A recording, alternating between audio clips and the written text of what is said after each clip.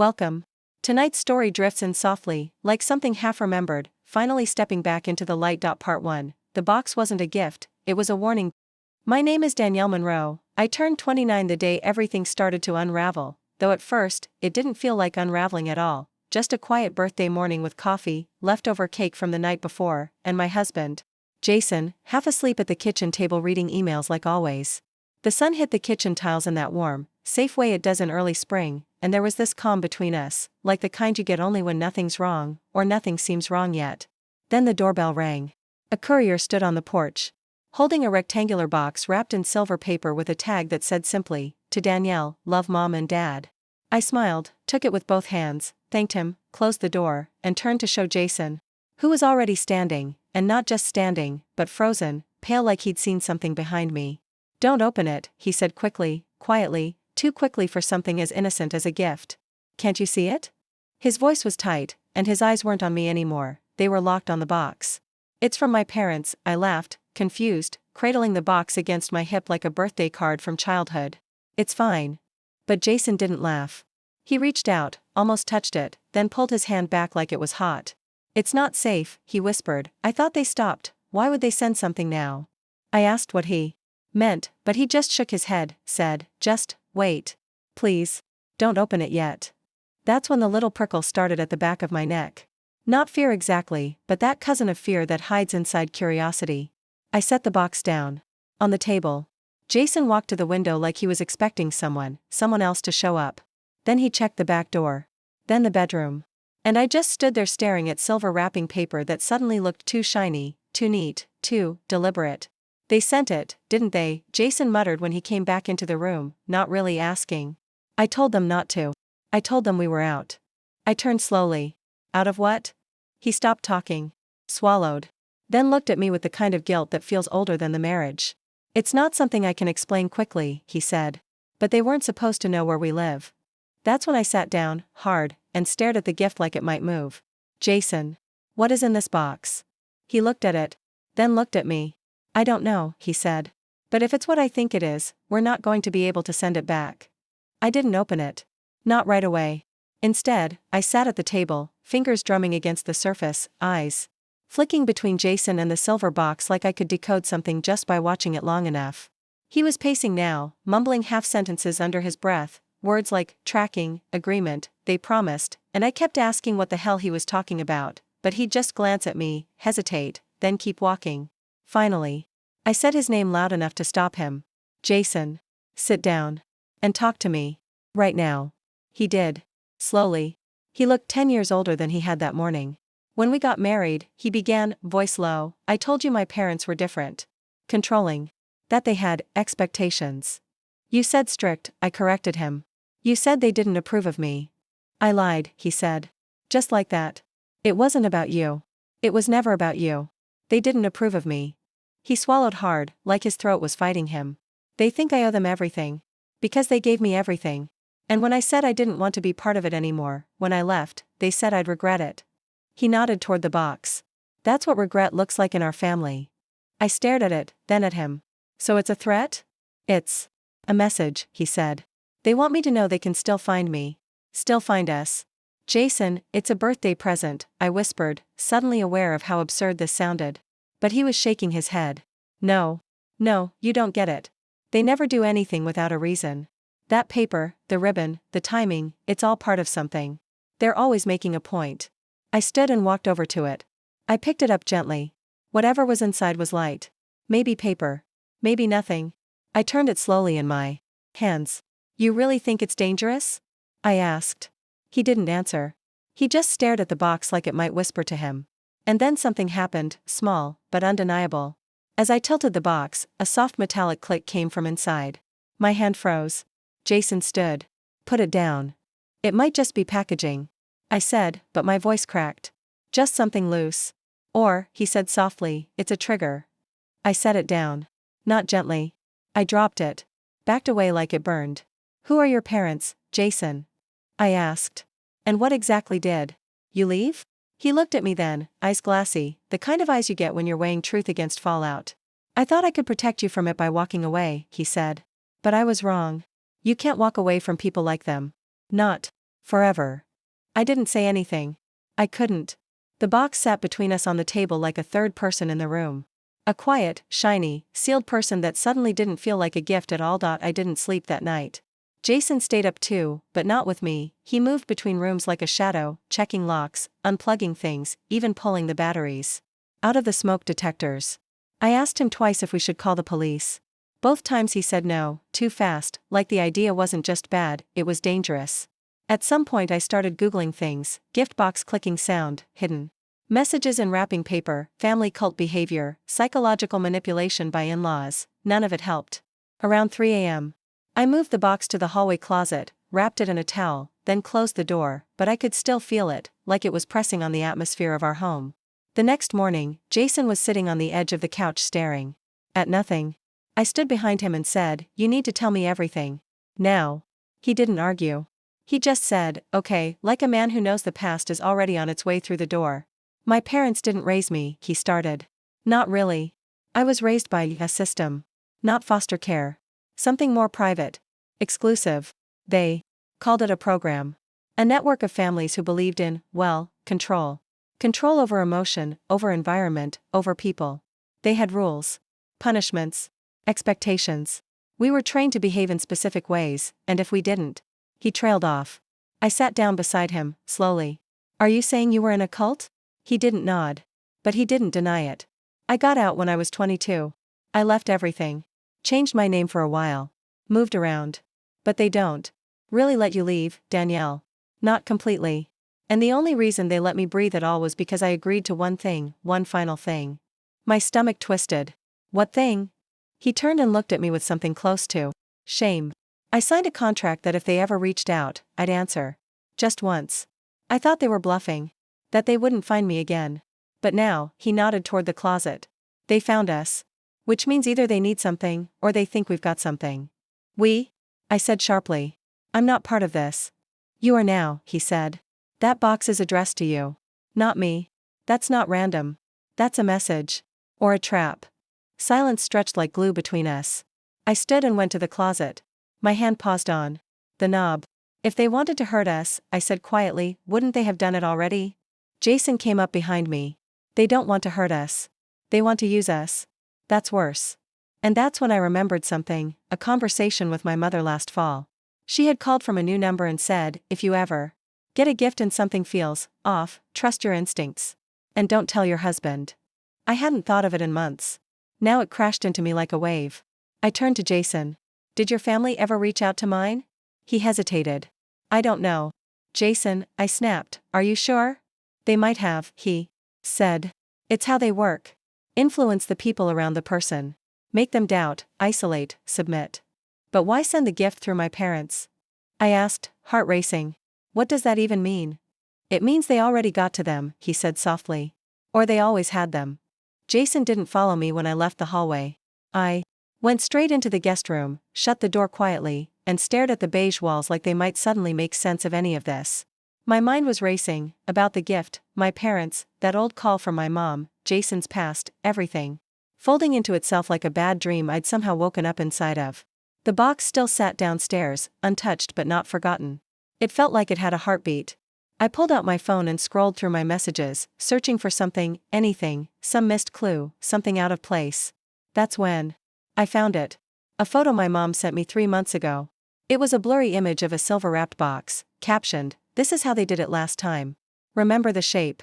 I had laughed at the time, thought it was some inside joke I'd forgotten, and never replied. But now the box in that photo was nearly identical to the one in our closet. Same shape. Same wrapping. Same white tag. I showed Jason. He stared at it for a long time, then said, "She tried to warn you. They must have known she'd say something. That's why they used your parents this time. It's a message. And a test." I asked him what kind of test, and he said, "Whether we'll still obey." That was the moment it all clicked. Not the click from the box, not some mechanical sound, but the click in my chest, like a lock turning. I wasn't afraid anymore. I was angry. Furious. At Jason. At them. At myself for not seeing it sooner. I grabbed the box. Jason lunged forward, not to stop me, but to plead. "Danielle. If you open that, everything changes." I looked him in the eye and said, "Good." And I tore the ribbon. Peeled back the silver paper. Opened the lid. Inside was nothing. Just a single white card with black printed words. No signature. No mark. Just 5 words, centered in clean typeface: "We know where you sleep." I froze. Jason's breath caught. And then I noticed something else. The inside of the lid, lined with tiny numbers, handwritten in ink. A code. Coordinates? A phone number? A timestamp? I took a picture before Jason could stop me. "You said they want obedience," I said. "Well, I want answers." I folded the lid shut. "And I'm not going to sleep until I get them. If you're still watching, thank you." This story is far from over. In the next part, Danielle starts decoding the message and uncovers something neither she nor her husband were ready for. Subscribe to the Sweetest Revenge. I wrote this story myself, and what happens next will make you question who's really pulling the strings. Part 2. They said it was just a box, but it unlocked everything they hid from me. Jason wanted to burn it, the card, the box, the wrapping, all of it. He said if we destroyed the evidence, maybe they'd back off, maybe they'd think we didn't take the bait. But I wasn't interested in playing dead. I scanned the numbers from inside the lid into my phone and started cross-referencing. Coordinates. Dates. Phone extensions. Nothing obvious came up, but one line stood out: 12 digits that looked like a timestamp. When I entered it into my photo archive out of desperation, it matched the metadata of a photo I took on a trip to Vermont with my parents, 5 years ago. A trip Jason wasn't on. A trip where my mother had insisted we stay in this strange cabin she said was cozy, but it gave me chills the entire time. I remember waking up in the middle of the night to voices downstairs, and when I came down the next morning, my dad said I must have been dreaming. I believed him. Now I wasn't so sure. I showed Jason the picture and he just stared. "Where was this taken?" he asked. "Middle of nowhere, Vermont," I said. "But what are the odds?" He didn't finish the thought. Just stood and said, "Get dressed. We're going." "To Vermont?" I asked. "To the place where they left you that message," he replied. "If they want us to find something, fine. Let's find it on our terms." We packed the car in under an hour. No suitcase. Just warm clothes, water, and the box, now sealed inside a locked container. The drive took 6 hours. We didn't speak for most of it. When we finally pulled up the old dirt road, the cabin looked exactly the same. Same chipped red shutters. Same uneven porch. Same crooked weather vane spinning even though there was no wind. I stepped inside first. Jason followed, scanning the corners. "This place," he muttered. "This was one of the sites before everything got moved underground." "One of what sites?" I asked. But he didn't answer. He was staring at the fireplace. I followed his gaze, and that's when I saw it. The hearth was lined with symbols. Carved into the stone, faint but deliberate. I knelt and brushed the dust. There, in a triangle, were the same 5 words from the card: "We know where you sleep." Below them, another set of numbers. A different string this time. Jason snapped a photo, sent it to someone, I didn't ask who. A minute later, his phone buzzed. He showed me the screen, a building plan, an address, and the words: "Be there by 8 p.m., come alone." "What is this?" I whispered. "The end of the game," Jason said. "Or the start of something worse." The building was 6 hours south, tucked in the outskirts of an industrial town we'd never heard of, half warehouses, half silence. By the time we got there, the sun was gone and fog had started crawling low across the roads. The GPS led us to a long stretch of cracked asphalt ending at a metal gate. Beyond it, a low, windowless structure that looked abandoned but not decayed. Jason checked his phone. 7:42 p.m., we're early, I said. He nodded, but didn't smile. "They'll know." We waited inside the car until 7:58, and then, without saying a word, Jason got out. I opened my door too, but he turned sharply. "No. You stay." "That's what they said." "You think I'm going to let you walk into this alone? Danielle, you weren't raised for this." "That's exactly why I'm coming," I snapped. "They're counting on me being afraid." He didn't argue again. Just took a deep breath and opened the gate. We walked in together. The building door was already ajar. Inside was colder than outside, sterile, empty, humming faintly with fluorescent lights that buzzed like static. We moved slowly down a hallway until we reached a room at the end. Inside, one chair. One table. On the table, another box. This one black, smaller than the first, unwrapped. Jason hesitated. I didn't. I stepped forward and opened it. Inside, a flash drive. I held it up. "Is this it?" I asked. Jason looked sick. "That's how they used to store files. Lectures. Notes. Contracts." "Then we're taking it," I said. "No," he said. "They'll track it the moment we plug it in." So we'll isolate it, I replied. Air-gapped laptop. Burner system. You forget I worked in IT before teaching kindergarten. That made him smile, barely. But before we could move, the overhead light snapped off. In total darkness, we heard it, the voice. Not loud, not angry. Calm. Female. Distorted. You opened the first one. Now you see. You brought her, even after the warning. Curious. Or careless. Jason grabbed my hand in the dark. The voice continued, she wants to know. So let her. But know this, what was hidden for her protection. What she learns, she cannot unlearn. The lights came back on. The flash drive was gone. In its place, a new card. I picked it up with shaking fingers. 5 words again. This time, you asked for it. I turned to Jason. What now? He looked at the table, then the ceiling, then back at me. Now we find out what they never wanted you to see. We drove through the night in silence, the air inside the car heavy with questions neither of us could ask yet. I stared out the window, watching the road blur under headlights, wondering what line we'd crossed, or if maybe we'd been walking the line our whole lives without even realizing it. At dawn, we pulled off into a diner parking lot, not because we were hungry, but because we needed to exist somewhere normal, even for 10 minutes. Inside, Jason ordered coffee. I ordered nothing. My hands were still cold. He took out a notebook. And started sketching, not doodling, but drawing, structured shapes, symbols. What is that? I asked. Their code, he said. Things they taught us. It's not just words, it's behavior. Conditioning. The way they speak, the way they hide things in plain sight. I pointed to one mark. What's that? Obedience, he said. Then another. Loyalty. Then another. Sacrifice. My stomach turned. Did you believe in it? I believed in surviving it, he said. That's not the same thing. Back in the car, I pulled up every file I'd backed up from my phone, old voicemails from my mom, deleted texts I'd recovered through cloud syncs, photo backups. I started noticing patterns. Phrases she repeated without realizing it. All things in balance. What's given must return. Silence is safe. Every single one of those phrases matched symbols in Jason's notebook. I looked at him. Jason, they didn't just get to my parents. They used them. His hands clenched. That's what they do. We drove to an address one of the new coordinates led to, an empty church on a dead-end road. Locked. Abandoned. But behind it, in the overgrown grass, was something I never would have noticed if Jason hadn't stopped me, a trapdoor. Hidden. Under leaves and dirt. No handle. Just a steel plate. Jason knelt down, tapped a sequence into a rusted keypad hidden in the roots of a tree. The door unlocked. I stared. How did you know that? They built these places all over the country, he said. Some of the codes never changed. We climbed down into the dark. Stairs. Cold air. Fluorescence buzzing to life the moment. Our feet hit concrete. Below the church, a room. No pews, no crosses. Just file cabinets. Rows and rows. Jason started pulling drawers open. Photos. Birth records. Medical charts. This isn't a cult, I whispered. It's a program. Jason nodded. And you were part of it long before you met me? I stood frozen in that room while Jason flipped through files like a man chasing ghosts, and I realized something terrifying. My entire life had been catalogued long before I was old enough to know what privacy was.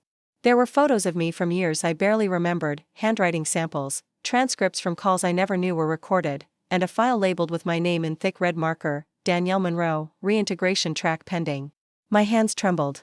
As I opened it, inside was a printed report, psychological markers, aptitude scores, an entire page evaluating my relationships, even my marriage. I saw Jason's name. Cross-referenced. Tested. Graded. I looked up at him and said, they didn't just track me. They chose you. His face went pale. No, he said quietly. They watched us, yes, but I wasn't planted. I swear to you, Danielle, I didn't know. But my mind was spiraling now, faster than I could stop it. What if every word, every safe moment was just a part of their blueprint? What if the man I trusted most was unknowingly fulfilling their design? Then I saw something else, a single black and white photo tucked behind the final page. It was me, as a little girl, standing in that very basement next to a woman I didn't recognize, until I looked closer. It was my mother. She was younger. But her expression was the same I saw in that recent photo she sent me, distant, hollow, almost protective. The caption under the photo read, "Subject returned for observation. Clearance level 2. Parental conditioning. Intact." I dropped the file and backed away. They had me down here, I whispered. As a child. Jason looked like he was going to be sick. You don't remember? I shook my head slowly. No. And that's what scares me. I turned toward the stairs. We're done here. We burn it. All of it. And then we disappear for real. But as we reached the top, a figure stepped into view. An older woman in a long gray coat. Her face familiar. Her voice, when it came, was soft and warm and horrifying. I told them you'd open the first box, she said. You always had a curious streak. Just like your mother. I stared, heart pounding. Who are you? She smiled. Family. Jason moved to step in front of me, but she raised one hand, and he stopped like he couldn't move. Her eyes were on me. They built you to forget, she said. But I built you to survive. She held out her hand, and something cold slipped into mine, a small gold key. If you want answers, she whispered, this is the last door. Then she was gone. Jason staggered forward, freed from whatever held him, but I couldn't move. My fingers curled around the key. My voice barely came out. We're not done. And in that moment, I knew we never would be. Whatever this was, it didn't start with me. It started through me. And now that I'd seen the truth, there was no going back. If you made it to the end, thank you. This story is fiction, but the emotions behind it? The fear of being watched, controlled, manipulated, those are real for a lot of people. I wrote this story for the sweetest revenge because sometimes, the quietest retaliation is to finally see the truth and refuse to look away. Subscribe if you're ready for more stories like this. There's always another box.